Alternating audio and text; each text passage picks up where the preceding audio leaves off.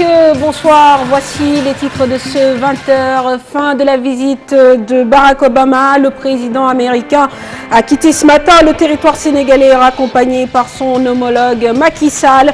Barack Obama, prêt à présider la World Day Music si Youssou N'Dour prend l'initiative d'organiser une journée mondiale consacrée à cet art. Les deux hommes ont de nouveau échangé sur le tarmac de l'aéroport Léopold Sédar Senghor. Une visite que n'oubliera pas de sitôt Sele Diagne, ce Sénégalais qui avait rencontré il y a 14 ans le vacancier Obama, a rencontré hier l'homme devenu président. Et puis dans l'actualité, les députés adoptent à l'unanimité un projet de loi autorisant les femmes sénégalaises à octroyer la nationalité à leur époux et enfants de nationalité étrangère. Historique, dit Aminata Touré, la garde des Sceaux. Et puis en sport, Lionel Messi met son image au service de la lutte contre le paludisme et choisit le Sénégal comme première destination en Afrique. Bienvenue à tous.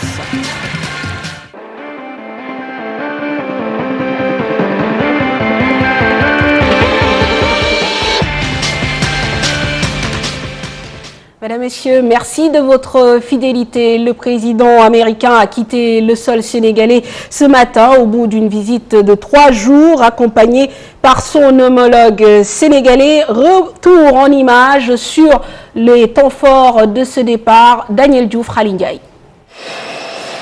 Ce matin, à 7 h déjà, les réacteurs d'Air Force One, l'avion de commandement américain, résonnaient sur tout l'aéroport international Léopold Sédar Senghor. Des éléments américains de la sécurité préposés sur le tarmac et même en hauteur, comme sur ces images. Les deux présidents attendus. Pendant ce temps, la musique principale des forces armées exécute quelques airs. À 10 minutes de 10 h, le président Macky Sall est annoncé. Le protocole sénégalais avec la partie américaine se concerte sur les derniers détails. Les officiels sénégalais sortent du salon d'honneur pour la mise en place. Une demi-heure plus tard, Barack Obama et sa délégation débarquent sur le tarmac. À l'accueil, son homologue sénégalais et des ministres du gouvernement.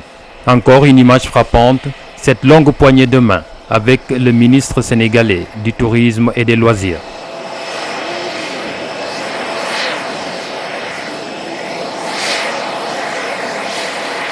Les salutations terminées, les honneurs rendus, les troupes revues par les deux présidents, puis Macky Sall raccompagne ses hôtes jusqu'au pied de l'avion.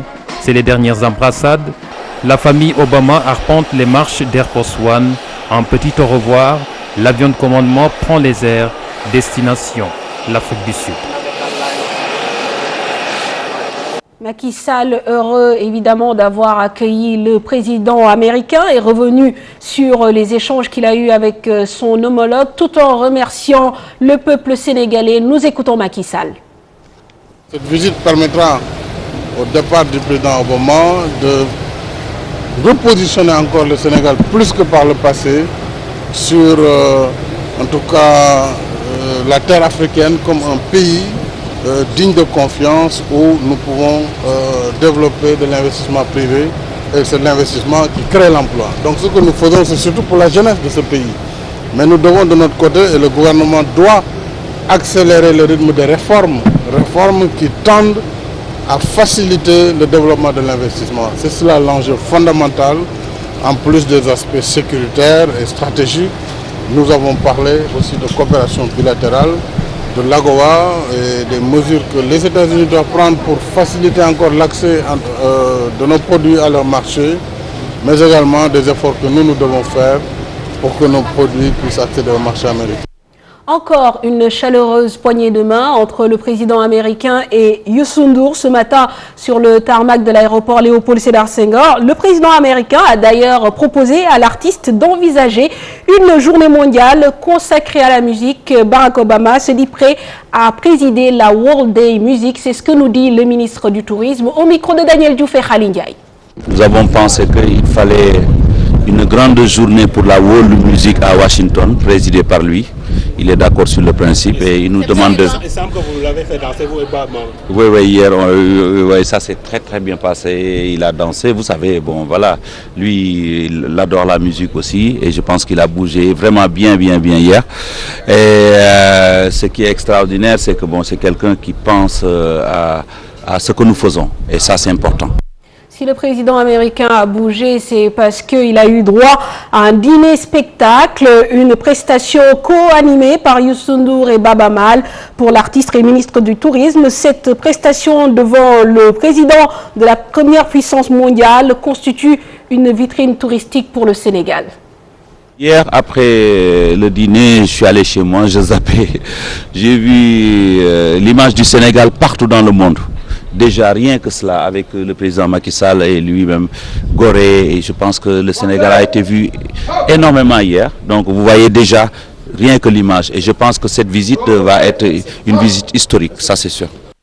Leurs deux destins se sont de nouveau croisés. Après 14 ans, leur première rencontre s'était déroulée en Espagne. Sénégal et Barack Obama se sont encore serré la main en marge de cette soirée dédiée au président américain. La première fois qu'ils se sont rencontrés, Obama n'était pas encore président. Ibrahima Diouf.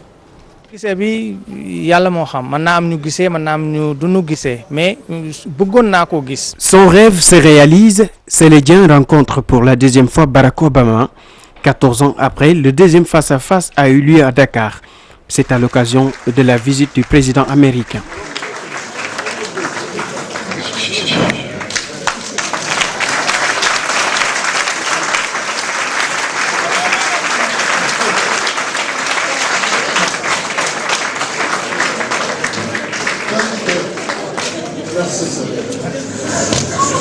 Barack Obama a voulu être reconnaissant envers cet émigré sénégalais qu'il avait invité un jour à prendre un café. C'était en Espagne avant de lui offrir une bouteille d'eau. Un geste qui avait beaucoup marqué celui qui est devenu le président de la première puissance mondiale. Après l'hommage que le président des États-Unis lui a rendu dans son livre « Les rêves de mon père », cette fois, c'est un autre geste.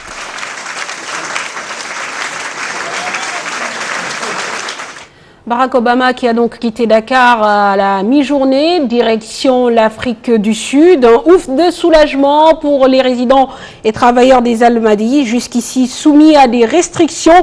Il n'en reste pas moins que les personnes interrogées tirent un bilan satisfaisant de cette visite du président américain. Elle salue également la position de Macky Sall sur la dépénalisation de l'homosexualité. Chérif Dia, Alioune Diagne. Route des Almadies ce matin vers 11 h. Elle est interdite à la circulation. Les résidents et travailleurs de ce quartier UP confinés chez eux le temps du passage du cortège du président américain dont la visite au Sénégal s'est achevée. Goodbye Obama, bonjour la liberté de circuler. Pas travailler, le système a été vraiment bloqué. Les travailleurs n'avaient pas l'accès à la pâtisserie. Donc tout est bloqué, c'est un système qui est vraiment paralysé dans le business. Bon, c'est un manque à gagner énorme hein, au niveau du privé que nous sommes. Sur le plan diplomatique, peut-être ça a été une réussite, mais je pense que sur le plan économique, ça laisse à désirer. Et il y a un manque aussi à gagner considérable qu'il faut noter. On nous a confinés dans nos bureaux, on ne peut rien faire. Il y a des collègues qui ne sont même pas venus au boulot. Hormis l'impressionnant dispositif de sécurité, la logistique et les désagréments causés, cette damelle tire un bilan positif de la visite de Barack Obama au Sénégal.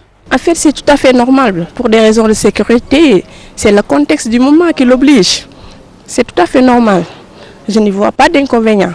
Obama, comme on l'attendait, il ne nous a pas surpris, comme on l'attendait.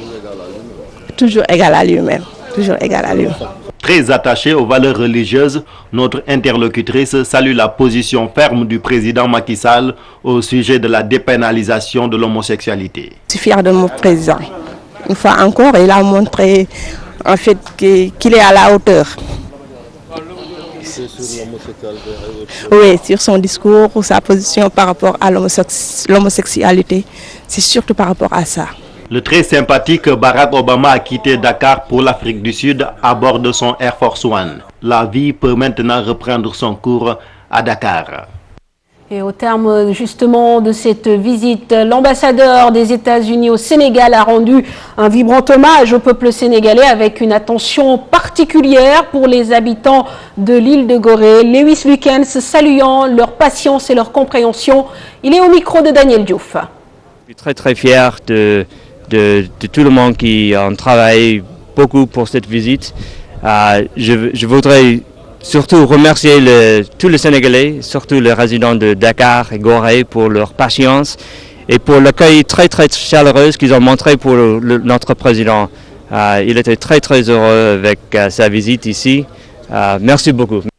Comme dirait l'autre Goodbye Obama, nous parlons de tout à fait autre chose. L'Assemblée nationale avec l'adoption ce matin par les députés à l'unanimité d'un projet de loi autorisant les femmes sénégalaises à octroyer la nationalité à leur époux et enfants de nationalité étrangère. La garde des Sceaux, ministre de la Justice, s'est réjouie de l'adoption de ce projet de loi modifiant donc le code de nationalité.